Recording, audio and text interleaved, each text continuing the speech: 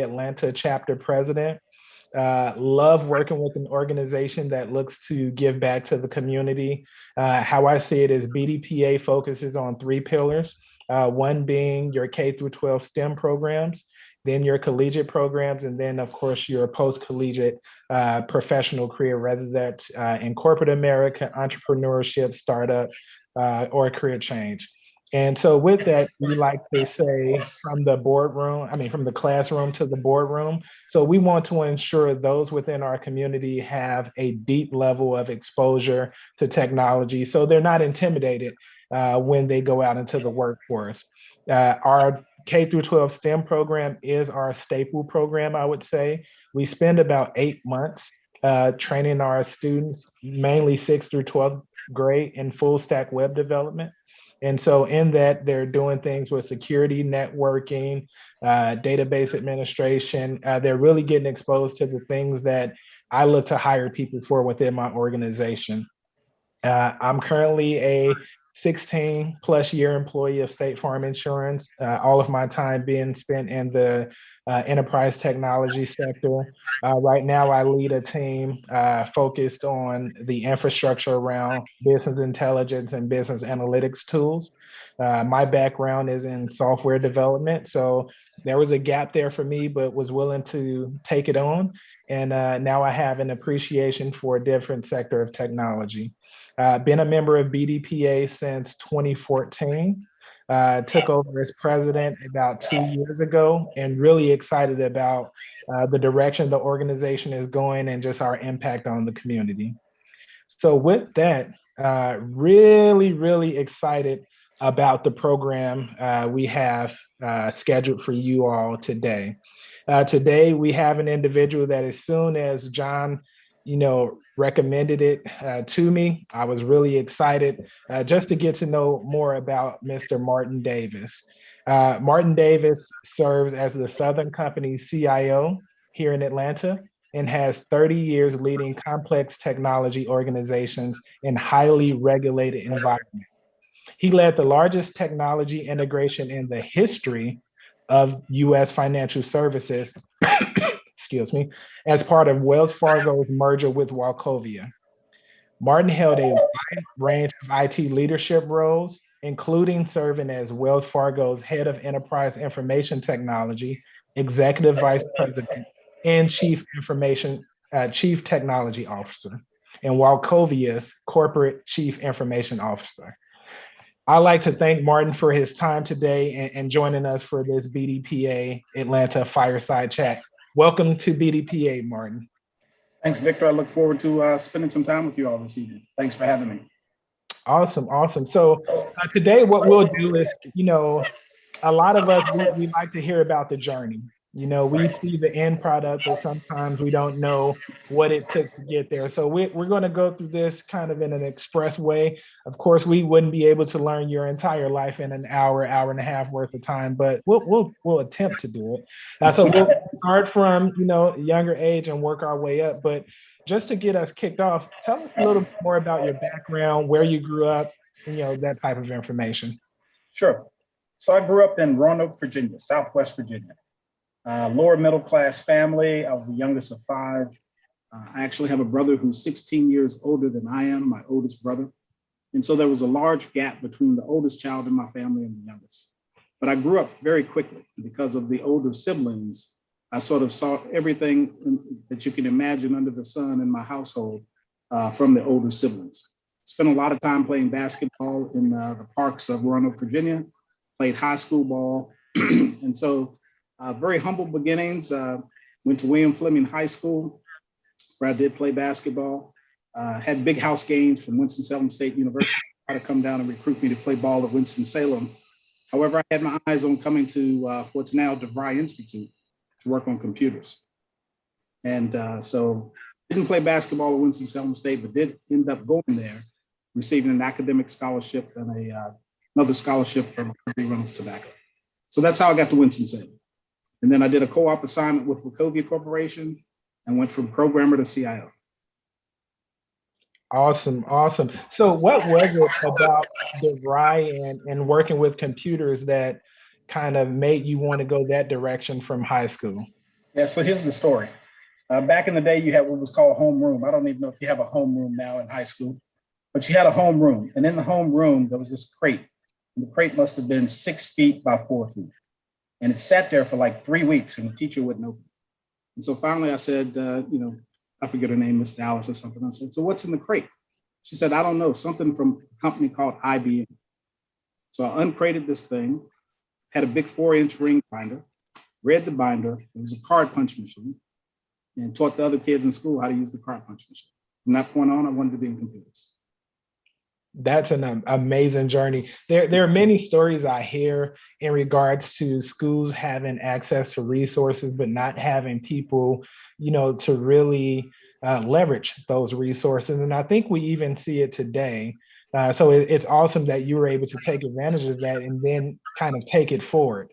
So as we fast forward, kind of walk us through your college career. Were there any challenges for you? Were there any things you had to overcome as you kind of navigated the college landscape?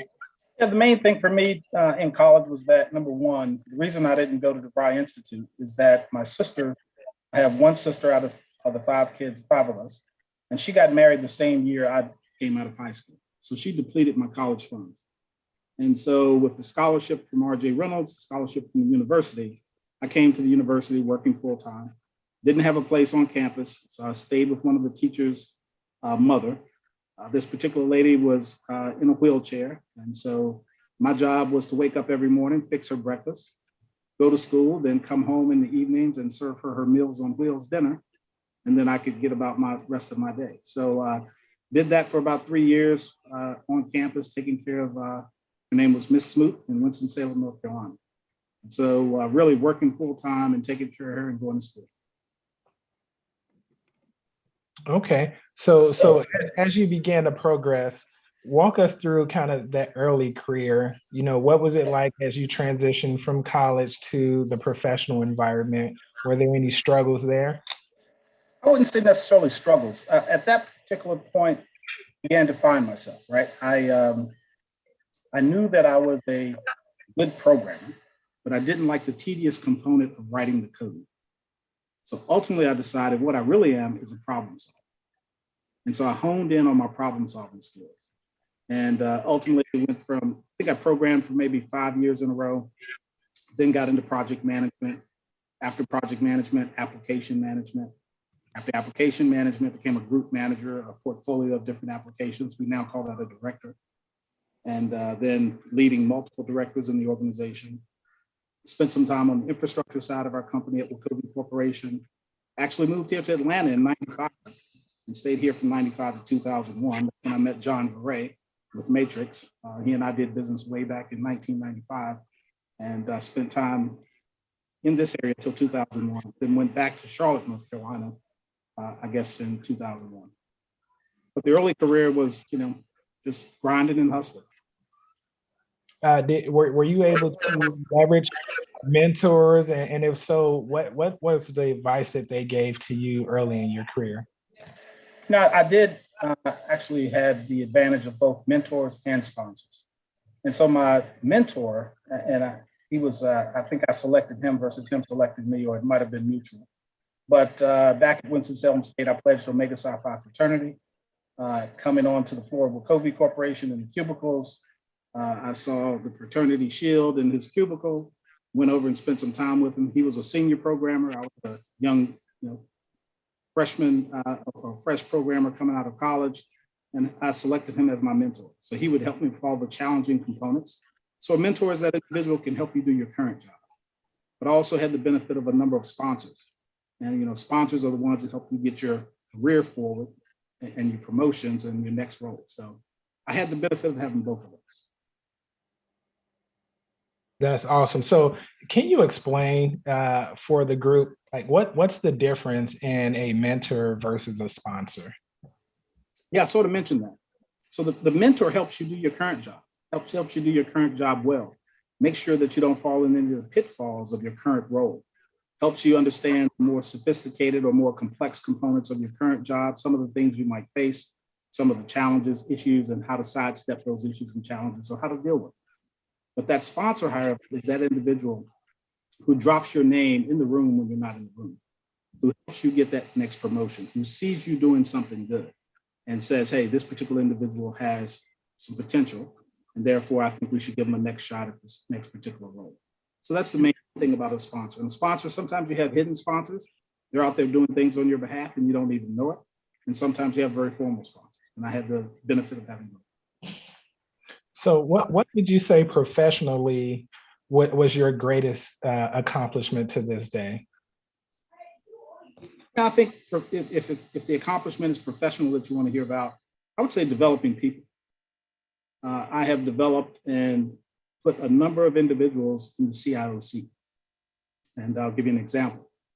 I belong to an organization called ITSMF. BPA knows ITSMF well. We actually have worked with you guys for a couple of decades now and bringing individuals up in key roles. The mission of the organization is to put African Americans in the C-suite.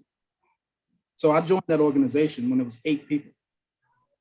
If you know ITSMF now, we're probably closing in on 300 or 400. And so my greatest accomplishment would have been putting a number of different CIOs in that seat through ITSMF and through other activities. That's awesome, man. And I guess I should put a slight plug in and mention that I'll be a part of the Management Academy, Awesome. upcoming one for ITSMF. So really looking forward to just the additional learnings that will come out of being a part of the ITSMF organization. So that's amazing. So I'll give you a story that you'll enjoy. Early on, before the Management Academy, we had a similar academy. There was an individual by the name of Michael Sullivan. Michael came through our program. I was his mentor. I worked with him for over 1.5 years. He was in the insurance business, mentored him, stayed in touch with him for about 3 or 5 years. And then he lost contact with each other. I came to Southern Company as CIO, and I needed a CIO for Georgia Power. And all the recruiters were out beating the street for me, finding me a CIO for Georgia Power. We came across this guy named Michael Sullivan. And I would say, well, it can't be the Michael Sullivan that I know, because the Michael Sullivan I knew was in financial services and insurance. Little did I know he had gone and gotten into the utility space, spent about 5 or 7 years, and again, selected him, put him in the seat as CIO of Georgia Power. Amazing. That's amazing. And that's how it works. So when you think about that and just the opportunities you're creating for others, one thing that comes to mind, I constantly think about the 4 a.m., 5 a.m. CEO, CIO that's getting up and they're reading articles, catching up on the latest current events. How is it that you survive in your CIO environment? Is it family that helps push you along or undergird you and support you? Like what is your structure for CIO? Well, number one, I've been married for over 33 years to Robin, who's been in my corner, making sure I get out of bed and go do my thing day in and day out so she can do her thing day in and day out. So that's number one. So I definitely have the support. If you were asking me my greatest accomplishment that's not professional, I'd tell you it's my family. I have a very close-knit family, 3 kids, ranging from ages of 28 to 31. One grandchild who I'm just crazy about, Micah Biani Davis. And so that they truly are my greatest accomplishment. But as it relates to, how I make it happen day in and day out, my father gave me a very strong work ethic. He worked for the same company for 46 years. He was in the hotel business. When he started, he was 16. He rode his bicycle to worked for the same company for 46 years. So I have a very strong work ethic. And so I just have a lot of internal drive to make things happen. And at some point, it's no longer about you, it's about others. It's about the Michael Sullivans of the world and how I put them in the seats. That's awesome. And I will not let that answer go too far without congratulating 30 years of marriage. That is definitely 33. 33 right now. Yeah, it's recorded, so I want 33 years of marriage. Yeah. You'll see, I don't even know how long we've been married. Amazing accomplishment, and definitely wish you many more years of blessings. Did any of your children follow in your footsteps in technology? I made them all start out as computer science majors. None of them finished as computer science. But as freshmen, I said, if you don't know what you're going to be, you're going to be a computer science major. Okay, so I may have to talk to you on the side because I somewhat pushed that as well. Even my daughter, she's a freshman currently, and she signed up for her classes. She's an independent soul, so she just gave me her classes to review. So as I reviewed it, I sent it back to her. I said, "Hey, sweets, check your schedule. There's a few extra classes on there." And she looked at it and it had computer programming on there. I said, "You're in the house with multiple computer programmers. That's exactly right.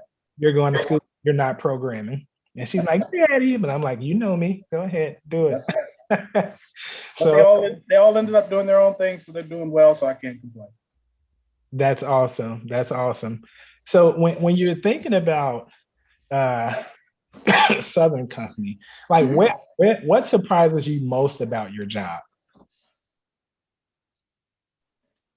What surprises me most about my job? Well, let's talk about what surprises me about the industry, Yeah. the industry coming in from financial services. I think number one, the culture of safety is just unbelievable at Southern Company. What do I mean by that? So coming out of a bank, we never had anything called a safety moment, right? But you come into Southern Company, every meeting starts with a safety moment.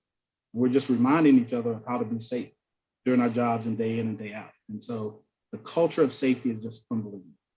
The second thing about this industry is it's a very sharing and open industry. You're really not competing with the Duke Energies of the world. You're not competing with the AEPs of the world or the Amerons of the world. They have a territory, you have your territory. And so we share a lot of information back and forth about how we're doing things. In financial services, I might have told the CIO of Bank of America some disinformation, but I wouldn't have told them any information. And so it's just a very sharing industry from that perspective. So those things sort of surprised me coming in. That's awesome. So, where does innovation come from within your organization? So we expect every individual to be able to innovate. I don't think everyone's ideas get heard, but my expectation is that innovation happens everywhere. You may have seen in my bio that I have 4 patents myself, and that I go back to, I'm a problem solver. And so those are where the patents came in. I see problems, I try to solve them. One of the first patents that I created was back when the internet was first getting started. Working for Wachovia Corporation, I went to see the credit card CEO, and I see, people were hesitant to use their credit card on the internet. This is 5 years ago. And so I said, we could design where I could turn the credit card on and off. But this is 25 years ago. Wachovia's CEO of credit card was not interested. Pitched the same thing to the Wells Fargo credit card CEO. We patented the idea. And now all of you know you can turn your credit card, debit cards on. But I had the idea 25 years ago. Point being, all great ideas are not heard at the appropriate time. So had they listened to you 25 years ago, some of my lost credit cards wouldn't have been as big as an issue. And our fraud wouldn't have been as great either. Exactly. There we go. That's awesome. Well, at least Wells Fargo listened. They did. Mm-hmm. So, as you think about your industry, what are some of the biggest challenges or biggest problems that are being faced in your industry currently? I think the number one challenge for the utility space and energy in general is sustainability. How do we get to a point where we're generating clean, safe, reliable, and affordable energy day in and day out? So moving to renewables at a fast pace. Southern Company has a goal of meeting by 2050 net zero carbon emission.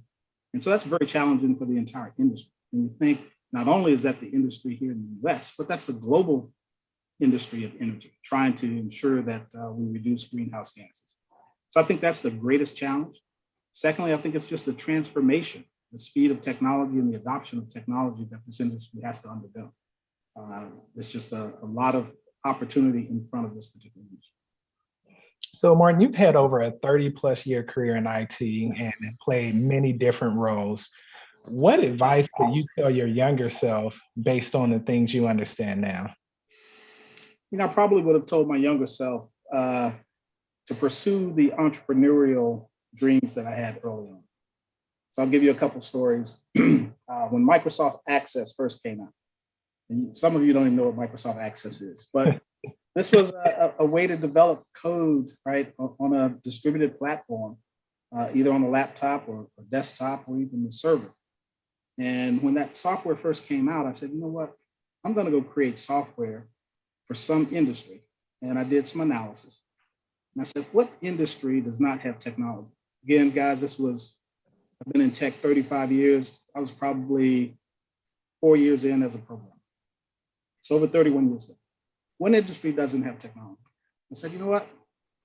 The funeral home business does not use technology. So I started developing, sent out a survey to funeral homes in Winston-Salem, North Carolina, Greensboro, North Carolina, and High Point, North Carolina. Ask them, do any of you have technology? No. How many of you will work with me to develop code? 13 of 30 some. So a third of them said yes. So I started working with them, meeting in the evenings, still had my job at Wachovia, writing code, developing solutions. I got called in by HR and they said, hey, this is a conflict of interest. You can't be a programmer for the bank. Yeah, conflict of interest with the funeral homes. I guess the way they saw it, I was a programmer, either be a programmer for them or a programmer for the funeral home business. I think with that early mover advantage of 31 years, my software would be running in most funeral homes across the globe. So that's what I would tell my younger self, pursue that, leave Wachovia. So yeah, we should put a pin in that moment, because I know a lot of us that are hearing this, we have ideas that we're looking to explore. We even have children that may have ideas that sometimes we push them into other things that is more like a safety blanket. Yeah, man, I can only imagine if you were able to complete your software at that time and what impact it would have right now. That, I didn't do bad, but I think I probably would have done 10 to 100 times better financially had I gone that route. So thinking of that and kind of thinking of the future, what IT jobs do you see having the brightest future in the next 2 to 3 to 5 years and beyond? For number one, I would say there'll be IT jobs that we can't even fathom right now, right? There'll be new roles created that we can't even think about. So let's say a third of those are going to be brand new and you would want to pursue those. But the ones that exist today, I would push, if I had a child that didn't know what they wanted to do, I'd push them towards cyber in a heartbeat. Cyber is going to continue to grow, continue to be mainstream. We're fighting a war day in and day out with cyber. So I'd send someone down the cyber route, any of those roles. I think development will continue to be critical. Artificial intelligence will be critical, data and analytics. So those would be some of the ones that I would say are going to be really in high demand as we move forward. Awesome. So for those of us that, are in leadership or, even without a title, I think we're all leaders in our own right. Absolutely. What's your approach to leading through adversity? And in particular, we think about, over the last year and a half, the social injustice. Then we think about COVID, we think about the vaccine rollout. What's your approach at motivating and encouraging and inspiring your people during this time? One of the things I'll often tell my leadership team is that anyone can lead in good times, right? And in tough times, that's when you truly see the character of a leader. And at that point, you really have to be out front. You've got to be very vocal with your team. You've got to make sure you're communicating probably 4 times more than you would at the times. You've got to make sure you're delivering a consistent message. You've got to make sure you're walking the talk. So you're doing what you say you're going to do. And you're holding people accountable for them doing what they need to do. I think as it relates to social injustice, you've got to be a courageous leader, right? You got to have those difficult conversations with individuals that aren't like you to help them see your perspective and just for you to share your perspective.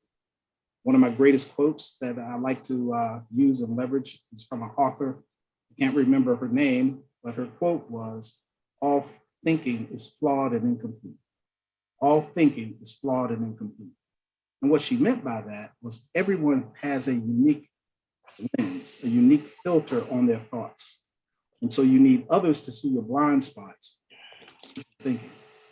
And so it's diversity of thought that is just critical. And so I think we've got to have those courageous conversations with individuals not like you for them to see your perspective. Great.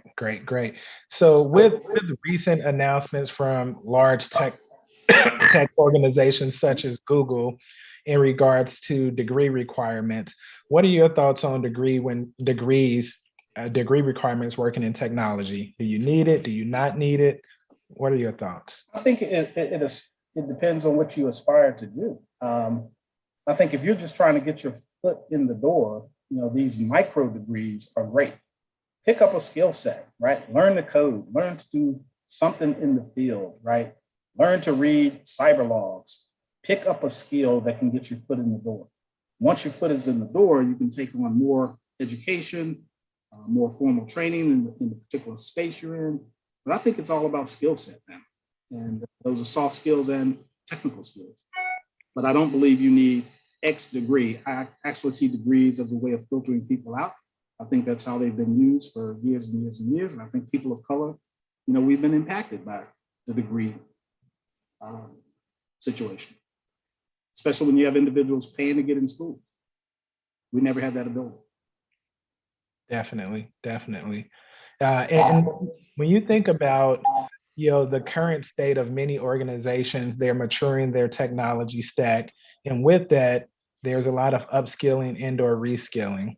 Right. What are your thoughts on accountability for upskilling and reskilling? Is it on the employer because they know where they want to go, so they should provide all the resources necessary? Is there a shared responsibility? What's your thoughts on that? What I'd say, Victor, to you and everyone on the line is that you have to manage your career. You're responsible for your career. Whether your employer is providing the necessary training classes, tools, et cetera, it doesn't matter. You've got to make sure you're providing yourself with the skills to get to where you want to go. It's easy to sit back and be a victim and say, well, I'd love to be a network engineer, a certified Cisco engineer, whatever the case might be, but the company doesn't offer the training. Well, I'll tell you what, there are 100 other companies here in Atlanta that do. Pay your $3,000 out of your own pocket, go get the training and get your certification. You own your career. And I think all too often we'll sit back and use it as a crutch and say, my employer is not providing me the training I need. Yeah, and in your space, I'm just curious, Yeah. is there such thing as work-life balance? For me now, yes. I'm no longer trying to get into that next seat. I came to Southern Company and, John and Keith can tell you, I told the company I was going to be their CIO. I'm not aspiring to be your CEO. I'm not, have no aspirations of being your CFO. I have no aspirations of being anything other than the CIO. And I'll tell you like this, when I came from financial services, CIO of Wachovia and CTO of Wells, it was like being on a treadmill, an incline of 10 at a pace of 10. My current role is more like a 3 and 5, pace of 3, incline of 5. So I'm no longer working at the pace I was, but at 58 years old tomorrow, I don't want to work that much harder, nor am I going to work that much longer. And so I'm where I need to be in my career. Well, let us say happy birthday to you. Thank you Really very much. you spending this time with us. Absolutely. And as we come down to our final questions here before we open it up to the audience. So audience, this is your cue. We're about to transition over to you for some amazing questions to ask to Mr. Martin Davis. I really want to learn more from you. For us aspiring leaders, who are looking to, make it into that C-suite at some point, as well as those who just wants to do an amazing job, at whatever they're currently doing. Right. What's your thoughts on leadership? What's kind of those 3 to 5 things that you would call out that you think are pillars of leadership? And then, from an employee standpoint, how do you feel you should be viewed by your employees? Like, what's your brand? Yeah. Number one, I would just say we've all had great leaders. We've all seen great leadership. We've all seen poor leadership. And we've definitely seen that over the last several years, where you've had great leadership during times of crisis, and you've seen poor leadership at time of crisis. And so what I tried to do throughout my entire career was to mimic the strong leadership and to put in the back of my brain, I'll never be a leader like that when I saw poor leadership. And so I would ask all of you to do the same thing. You have so many examples that face you day in and day out. And ultimately, all you have to do is to pick up the skill sets of those individuals that are great leaders. And ultimately, you will become a great leader if you mimic those activities, right? And that's what I try to do for my employees and my team. And I look at my role this way. And when I first came into Southern, I told my entire technology organization, I said, I just have a different role than you. If you're a programmer, you still are accountable for doing your job. Me as a CIO, I'm accountable for doing my job. Collectively, we're a team and we need each other to make the thing happen. And so I just look at my job as, not necessarily as the leader to tell somebody what to do. It's just my job to be a little more strategic in where we're going.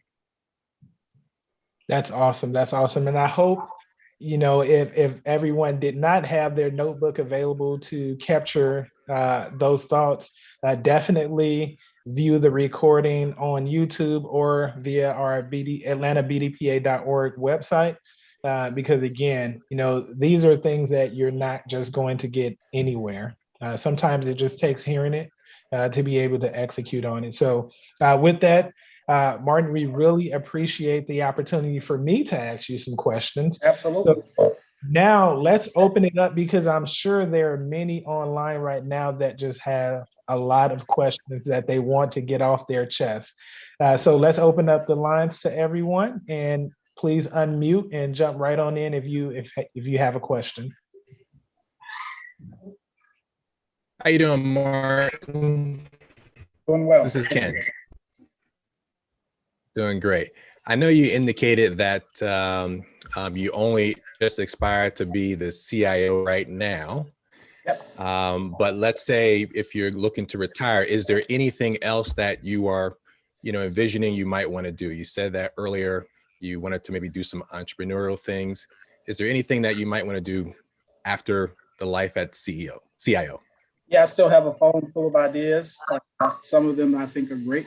And so I will pursue some entrepreneurial activities once I leave Southern, whenever that will be. I'm not forecasting anything. I'm very happy doing what I'm doing, but I just know I'm not going to do it forever. But when I stop, then I think there's a great opportunity out there for African-American entrepreneurs to bring ideas forth, to get the funding they need to take it forward. So who knows when it'll be, but that's the game plan. Okay.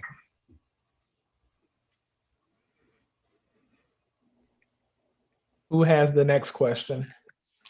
So Victor, I'll go ahead. This is John. So Martin, so you mentioned earlier about sponsorship and how important that was. And I like the fact that you differentiated between mentorship and sponsorship. One thing in particular, especially probably more so in the technology space, but also in other functions of the business or the industry as a whole, do you see, changes in sponsorship for diverse talent, especially in the information technology space? Because a lot of times you can actually see the context of someone like yourself being sent all the diverse talent to sponsor, and you can't sponsor everybody, right? So at the end of the day, sharing that sponsorship expectation with others that may not look like you or have a different background than you may have.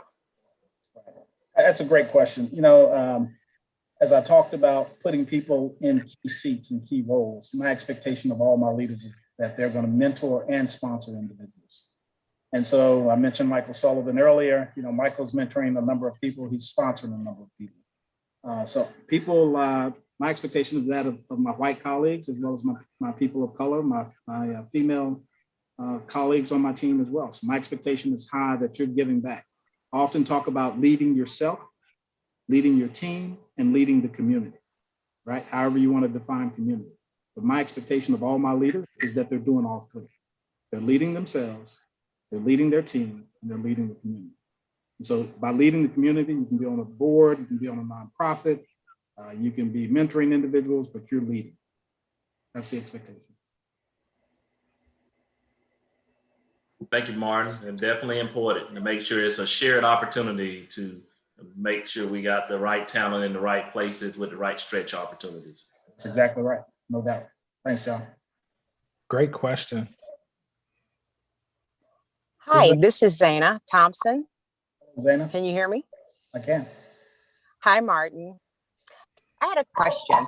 I have a 20-year-old daughter who attends UGA, and I'm trying to get to understand her and her peers' thought process on why they think it's okay to work at a company maybe 2 years, jump if they don't like it, work at another firm for maybe a year and a half, then switch. I was looking at my niece's resume, and she is 26 and has had 3 jobs already, different jobs.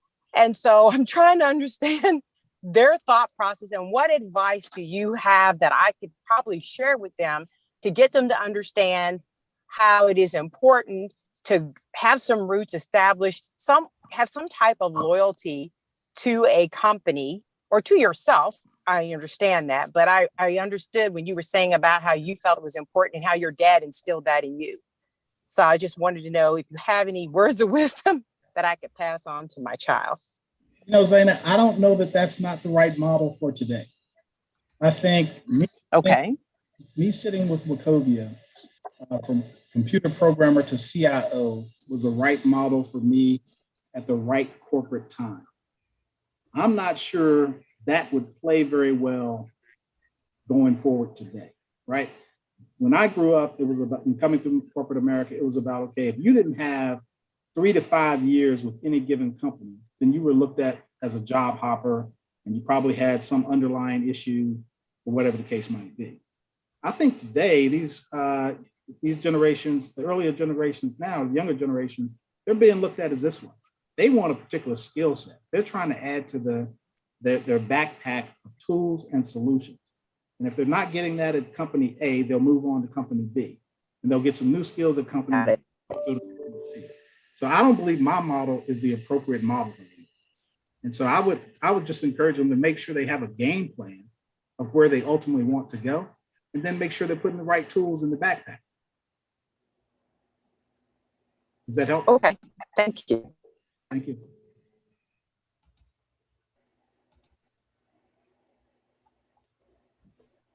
Hey, Martin, I have a question for you. This is Kiefer. Sure. Yeah, Kiefer. Can you guys hear me okay? Yeah. Okay. So very good information about your career path and the different areas that you worked in throughout your career and where you are now at Southern Company. Can you just share with us your perspective on, as you were going around in your career path, and I like the way you put it as, you just put your head down, you were grinding, right? And you had the mentoring, the sponsorship, and those type of things as you were progressing throughout your career. And, part of that path sometimes includes some setbacks. Sometimes it includes some disappointments, or, you interviewed for that job and you thought you nailed it and great interview, and you got that call to say, hey, you didn't get the job, but you got to keep running. So can you share your perspectives on when you've experienced those type of things and kind of how you responded to those? Yeah, I can give you a couple of them. What happened during merger, acquisition, and divestiture time in financial services. Throughout my career at Wachovia, we bought a lot of companies, we sold a lot of companies, we were acquired multiple times. And so typically those setbacks came for me when I was already sitting in a CIO seat, and then we were acquired, right? Or I was sitting in a top leadership job and I didn't get the top job. And that's happened to me multiple times. And if I look back on my career, I knew it had more to do with the color of my skin than it did the skill sets and the solutions I had in my backpack. And sometimes it's more about the company you come from versus the company you're with. What do I mean by that? So coming into the Wachovia Wells Fargo, I was a CIO at Wachovia. We were acquired by Wells. Wells already had a CIO, right?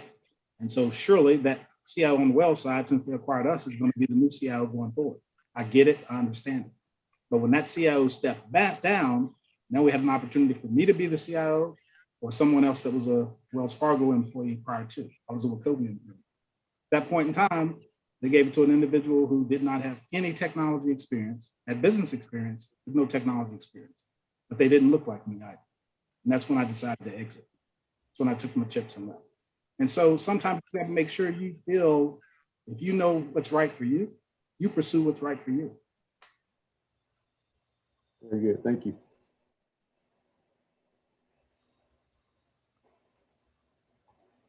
Other questions? Anything's fair game. Martin, thank you so much for being with us again tonight. It's been great to hear. Great to hear from you. So I hope it's okay. Maybe talk a little bit about family. 33 years of marriage. Yeah. That's tremendous. Any give us some advice on that? Maybe talk about that a little bit more. I think Robin could give you more advice than I could. She's had to put up with more than I have. I think it's just like a team, right? You've got to figure out the strengths that you bring to the table as one individual on the team, and he figured out very quickly what she brought to the table. And we're very different from each other. I think opposites actually work better than individuals that are just alike. And so she covered gaps that I didn't have, and so whatever that case might be. And so she was very happy, being home, running the various households that we have, and taking care of all the properties, and taking care of the kids, and taking care of the parents and things like that, while I went into corporate America. And that was sort of our agreement. And it's paid off for her, and it's paid off for me. That's great. So I didn't know you were the youngest in your family, and the age difference. So am I. I'm the youngest of 11 kids, and my oldest sister is 18 years older than me. So I guess my question would be your relationship with your oldest brother. What was that like? It was almost like a father figure, because I can recall he had moved out of the house and was living in Long Island? Staten, I think he was living in Staten Island. And so I would go up every summer to Staten Island and spend time with him. And, that was another well-rounding component of my life, to be able to go up to New York and play ball and hang out in neighborhoods that no one knew me, and get picked up on the pickup squad and play a little ball every summer, and, get in a couple of fights and then go back home for the fall and winter. So, that sort of rounded me out. But that was the type of relationship we had. But the other downside of it is, I said I grew up quick. And I can vividly remember as a child being blown a shotgun of marijuana riding my tricycle and having people laugh at me. And so I grew up pretty quick from that perspective. What do you do for fun now? You I mean, still play some basketball? No, I've given up on basketball. My knees won't work anymore. But love playing golf. I love spending time with my kids. We do some boating, sometimes on the lake, wave running, just spending time with the family. Awesome. Been known to enjoy a good cigar from time to time. Ah, nice. Martin, tell us a little bit about the role of the CIO, because I've noticed throughout the years, the longevity of an individual in that particular role hasn't necessarily been long, but it seems like you've been actually been in that role for quite a bit of time. So maybe you can, tell us a little bit about what you think about the role itself in today's environment. I think it's very interesting. I think you have a number of different types of CIOs, right? I think you have CIOs, and this is what Southern experienced. They used to use the CIO job as a development tool. So they would take business leaders without technology experience. And I guess the thought was, if you were a leader, you could sit in a seat, surround yourself with good people, and you could make the right decisions to steer the organization in the right direction. So throughout my career, I've seen a number of business unit type CIOs. Ultimately, there comes a time, if they don't have the right people surrounding them, and if they're not listening to their lieutenants properly, they can pile up a number of issues that the organization will have to deal with down the road, if you follow. Okay. Then you have an opportunity to bring in someone like myself, who's a professional technology CIO, grew up as a programmer, know the ins and out of code, know the ins and out of servers, know the ins and out. And it's a little more intuitive to make the right decision at the time of making a big decision. But I think the role of the CIO is constantly changing. I've always seen myself as more of a business CIO than a technology CIO. I'm not going to sit over here and tell you all the Dell models of servers and things along those lines. That's not what I do.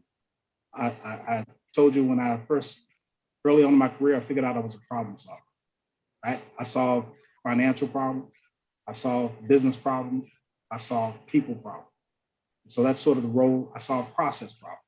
that's the role of the CIO that I play. Okay, thank you. Yep.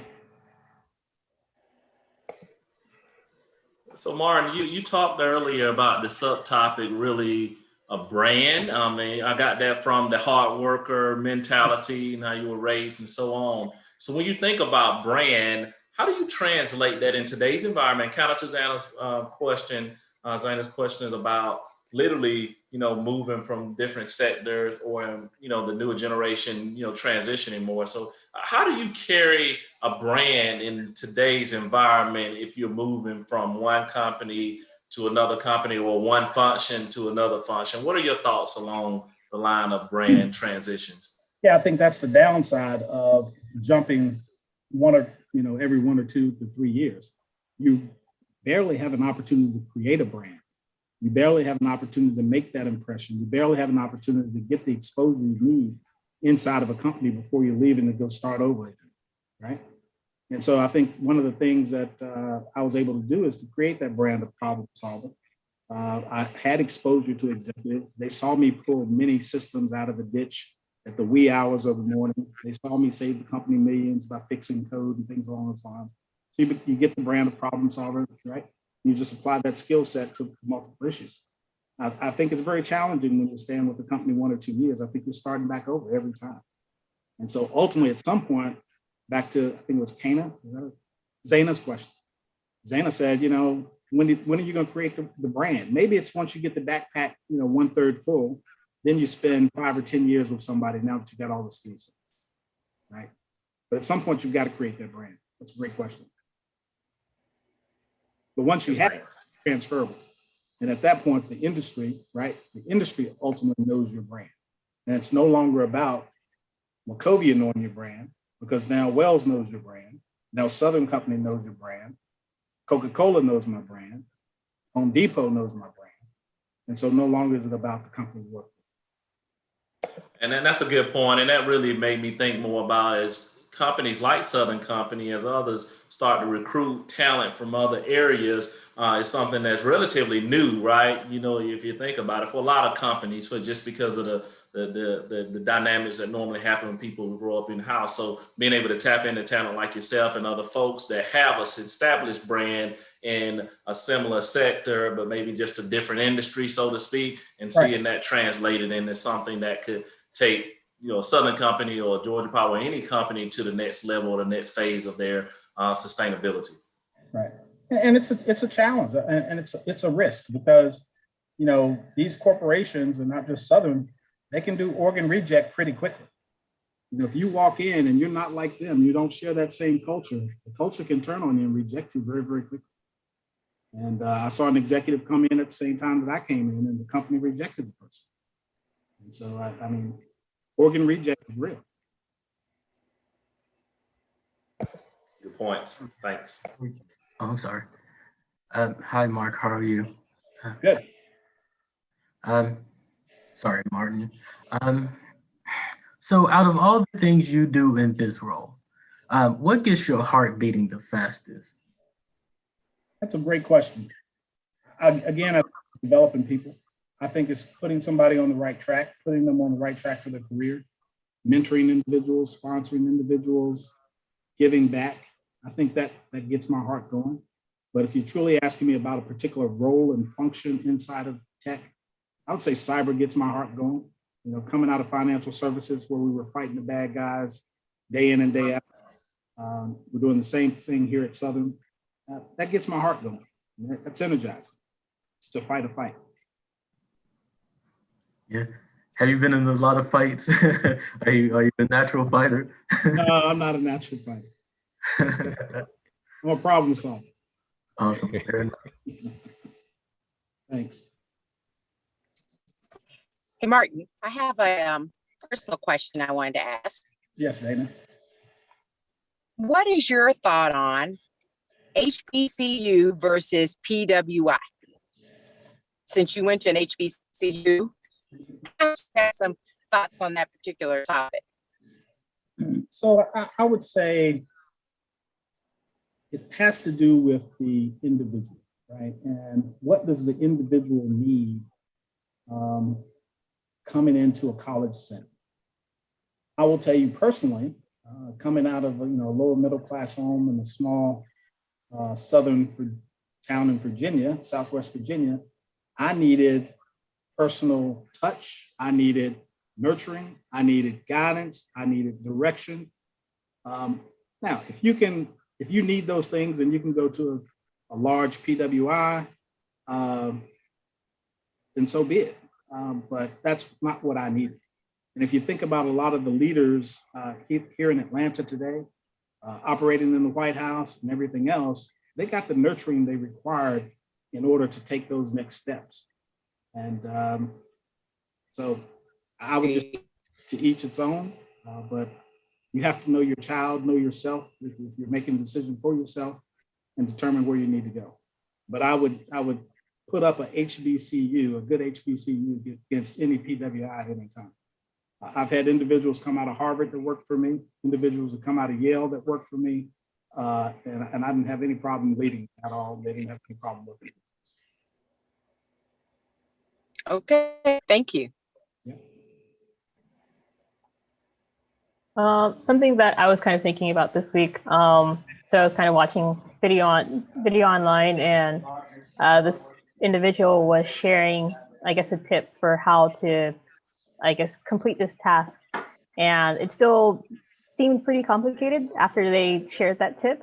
So my question is, for people that you're mentoring, how do you kind of level set yourself to kind of think back to where you were in the beginning? Because maybe the advice you're giving is still helpful, but they're still at that level where they're not really there to really absorb it yet. So how do you kind of keep yourself on level?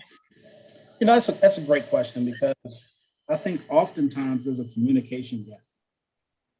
And one of the skills that the way I communicate personally, I know I don't tell the entire story.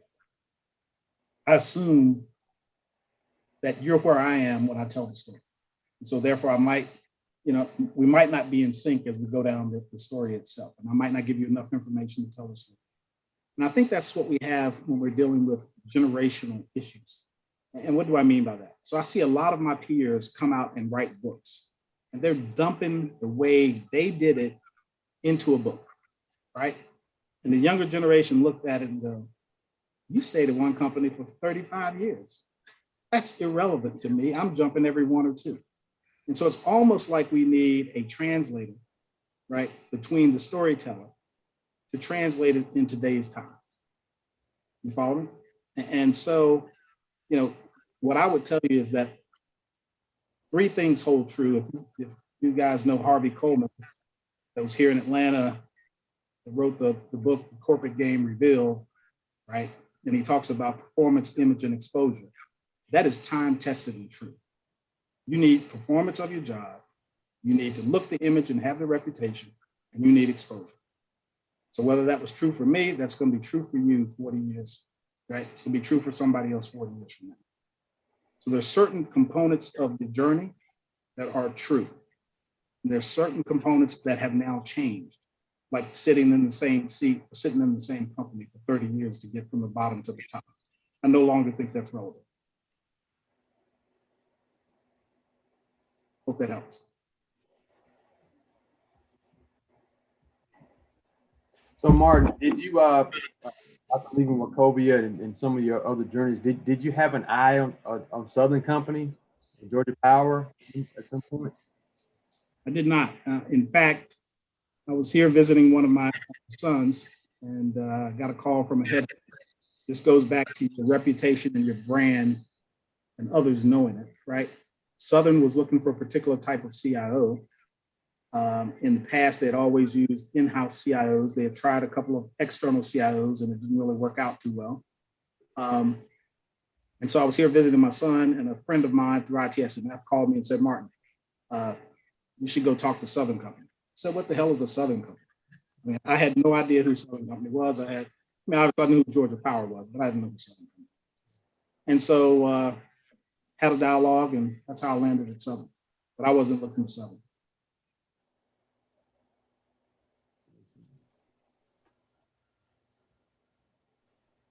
I think these are really awesome questions that everyone is asking.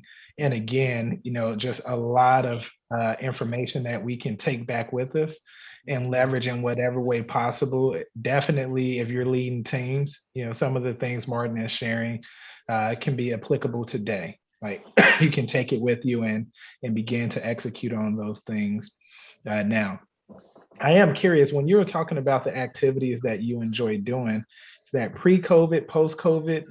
Are you still doing all of those activities? No, I did golf through most of COVID. Me and my wife both caught COVID back in October.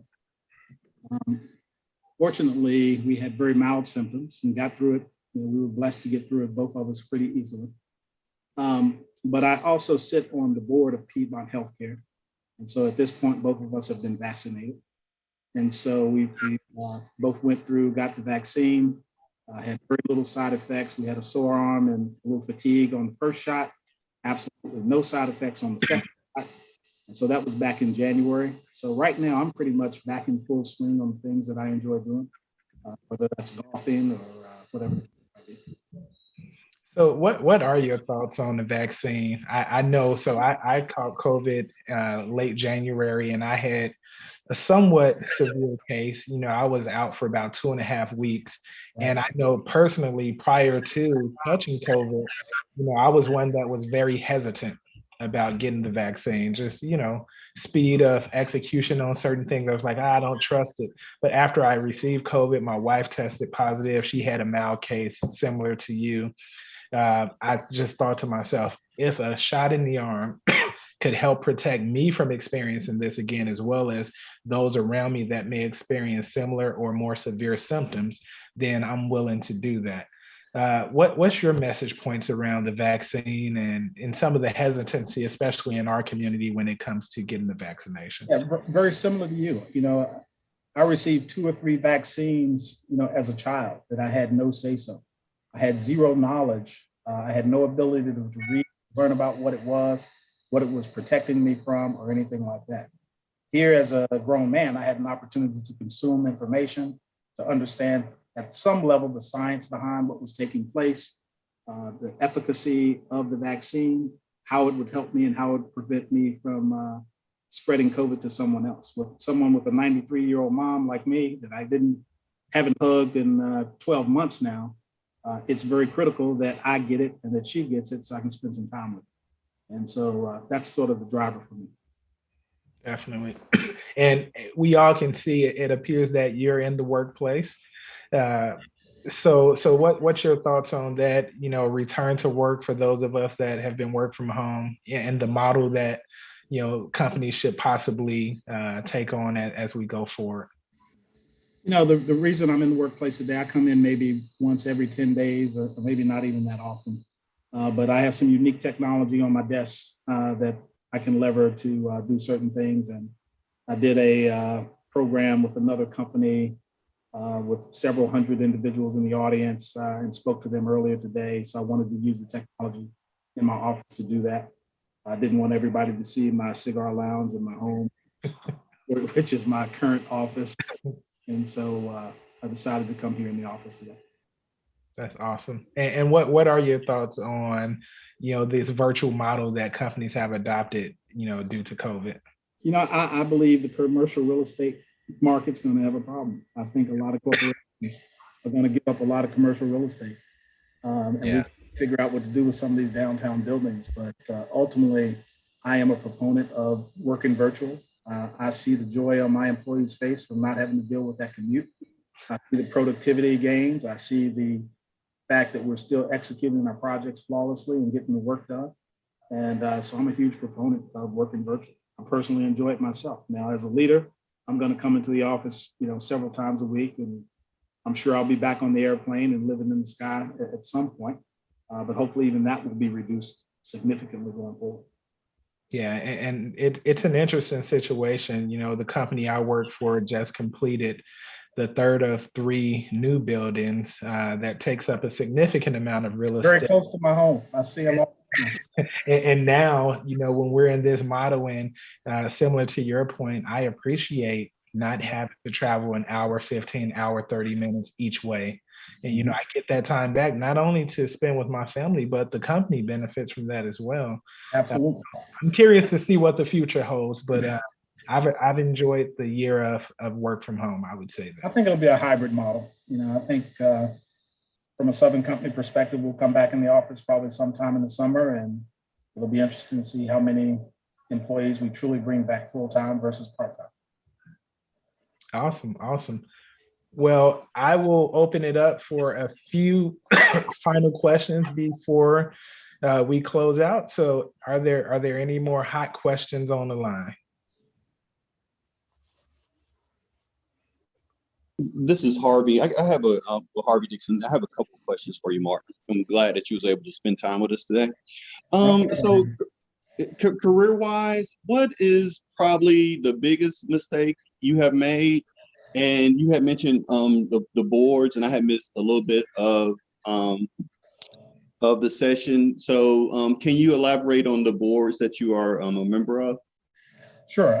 On the boards, I sit on the board of the American Heart Association Southeast Region. I sit on the board of South State Bank Corporation. I'm on the board of the advisory board for Diligent Corporation. What am I leaving out? South State Bank, AHA, and then Piedmont Healthcare. And so those are the boards that I sit on. As it relates to the largest mistake, that's very easy for me. As a computer programmer once, very early on in my career, someone tried to take claim for the work that I did. I let my emotions get out of check, and I was resorting back to the playground to take care of the problem. And I learned very quickly there was no place for that inside of corporate America. And so now most people see me as a very calm, cool, collected leader. And it's all because of that particular situation. All right, thank you. Yeah.